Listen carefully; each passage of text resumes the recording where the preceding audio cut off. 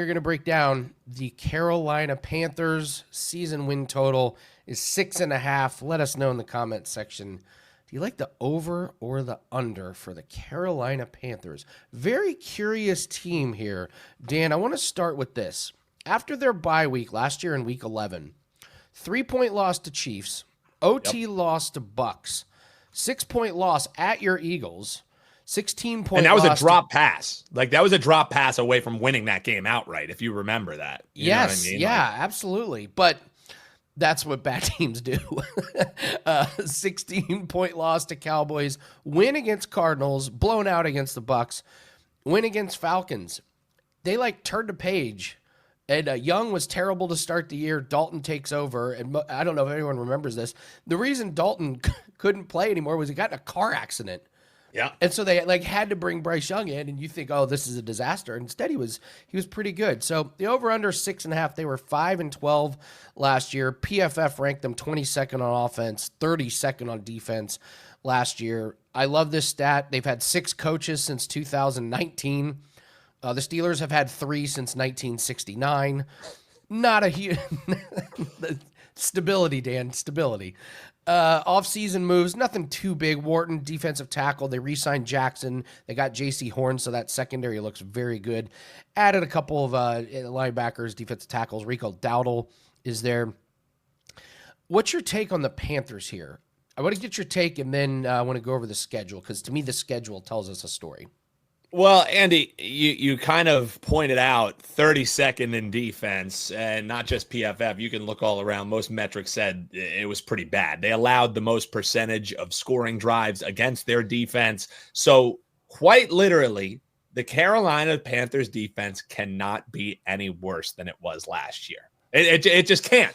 And they still were able to find 5 wins in a season that they have to ship off their high, draft pick, send them to the bench. And then, Andy Dalton comes in, like you said, the car accident happens. And I'm so glad that you pointed out the instability that the Carolina Panthers have had, because year 2 of the Canales regime, this is the first time that we've seen any continuity for this team. You keep the same offensive coordinator, same defensive coordinator. Maybe that's a positive or a negative, that remains to be seen. But you also kept the same general manager, something that just hasn't happened for this team from top to bottom.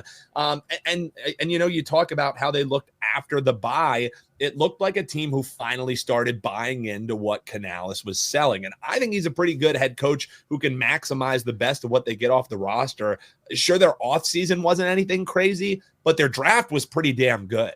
I look at this Panthers team, I look at the division that they play in, and I look at the fact that heading into the season, their strength of schedule sits in top 10 of the easiest.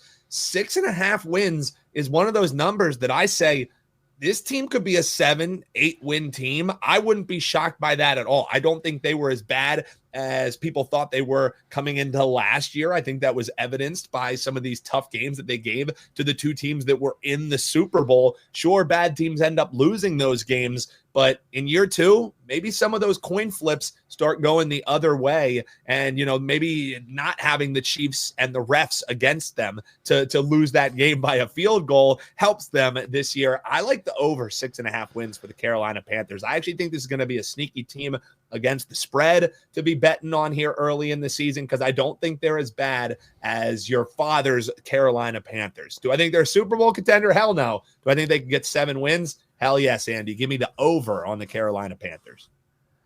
I so wanted to get to the over, and I'm just staring at the schedule, and here's why I just can't get there. So they start off with at Jags, at Cardinals. Those teams are going to be healthy, and they'll be motivated. Then Falcons, Patriots, Dolphins, Cowboys, at Jets. That's a lot of toss-up games. Probably games they're not going to be favored in. But here's my concern with them. Here's how they end the season. Their last 10 games: Bills, Packers, Saints, that should be a gimme, Falcons, at 49ers, Rams, at Saints, that should be a win, Bucks, Seahawks, at Bucks.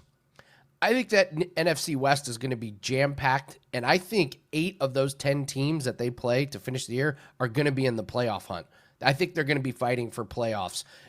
To close out your last 3 games, Bucks, Seahawks, at Bucks, we know the Bucks are going to be probably fighting for the seeding because they're probably going to be ahead in the division. The Seahawks could be in the mix. I just think these last 10 games are full of landmines with teams that are going to squeak out wins. You know you got 2 wins in the Saints, or at least you should. If you lose one to the Saints, then I think this bet is dead. But they're going to start with 2 wins. I just can't get there. It's an ever so slight lean to the under on the Carolina Panthers. Finally, we're back to disagreeing. That's Absolutely. That's how it should. That's how it should be. I mean, I completely agree. That back half of the schedule, brutal. I just look at that front half of the schedule, and you could be sitting at 6 wins, and then you just need an upset in that back 9. So hey, finally we're back to fisticuffs, and Andy has worked up a graphic that we will show you each and every one of our leans as we go on. But this one an actual play for me. Give me the over on the Carolina Panthers. So I like it, Andy. I like going head to head.